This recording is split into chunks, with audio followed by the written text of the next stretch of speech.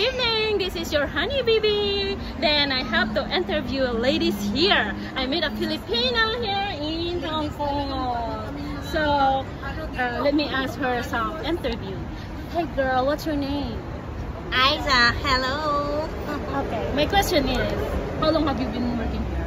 4 years, 5 years, 3 years in new employer, 2 years in my old employer. Okay, my question is, Yes. would you date a foreigner? No way.